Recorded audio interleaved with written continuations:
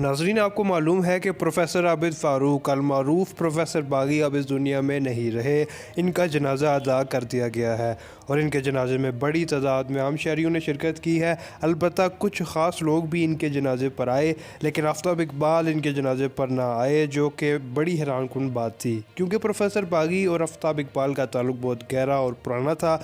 Government college के ज़माने से इनका याराना था, जो कि हमें स्क्रीन पर भी नज़र आता था। जनाजे पर मौजूद लोगों ने भी आफ्ताब इकबाल की कमी को महसूस किया। आपको याद होगा कि कुछ अरसे पहले प्रोफेसर बागी आफ्ताब इकबाल का शो छोड़कर चले गए थे और इसके बाद इनके शदीद तल्ख इंटरव्यू भी सामने आए, जो कि आफ्ताब इकबाल के ख़िलाफ़ थे, जिसके बाद यूँ लगता था कि आइंदा प्रोफेसर बागी कभी आफ्ताब इकबाल के शो में नहीं आएंगे। लेकिन हैरत अंगेज़ तौर पर प्रोफेसर बागी आफ्ताब इकबाल की टीम में हमें दोबारा नज़र आए और सबको इस पर बहुत तजस्सुस था। इस हवाले से जब आफ्ताब इकबाल से पूछा गया तो इन्होंने कहा कि मेरा ताल्लुक़ बागी साहब से घर वाला है और वो मुझे जो कहना चाहें कह सकते हैं, जब शो छोड़ कर जाना चाहें जा सकते हैं और जब आना चाहें आ सकते हैं।